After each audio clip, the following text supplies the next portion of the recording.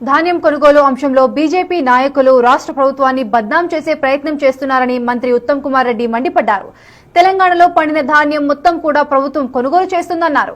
తడిసిన ధాన్యాన్ని కూడా మద్దతు ధర ఇచ్చి ఘనత రాష్ట్రానికి ప్రభుత్వానికి దక్కుతుందన్నారు. సూర్యాపేట జిల్లా తిరుమలగిరి మండలం కేంద్రంలో మంత్రి ఉత్తమ్ కుమార్ రెడ్డి పర్యటించారు. ఐకేపీ సెంటర్ కు వెళ్లి ధాన్యం కొనుగోళ్లను పరిశీలించారు. రైతులతో ముచ్చటించారు. ఆ తర్వాత అధికారులతో సమీక్ష నిర్వహించారు.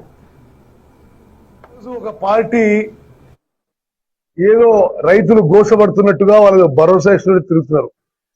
వాస్తవంగా ఈ యాసంగి పంటలో కేంద్ర ప్రభుత్వం తెలంగాణ రైతాంగం నుంచి 51 లక్షల మెట్రిక్ టన్ల ధాన్యం కొనుగోలు చేసిన, ఓన్లీ 51 lakhs కొనుగోలు చేసిన, రాష్ట్ర ప్రభుత్వం అదనంగా కొనుగోలు చేసి మొత్తం 75 లక్షల మెట్రిక్ టన్లు కొనుగోలు చేసిన.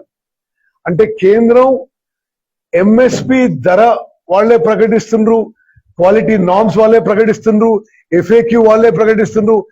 అయినా సరే మొత్తం కొనుగోలు చేయడం లేదు. అదనంగా ఆర్థిక భారం మేమే భరించి రాష్ట్రంలోని కాంగ్రెస్ ప్రభుత్వం ఈ పంట ఉదాహరణకి మేము 75 లక్షల మెట్రిక్ టన్లు కొనుగోలు చేస్తే కేంద్రం తెలంగాణ రైతాంగం నుంచి 51 లక్షల మెట్రిక్ టన్లే కొనుగోలు చేస్తున్నది. అదే విధంగా మేము వచ్చిన ఈ 2.5 ఏళ్లలో కేంద్రం వరి కొనుగోలుకి ఇచ్చిన అమౌంట్ కి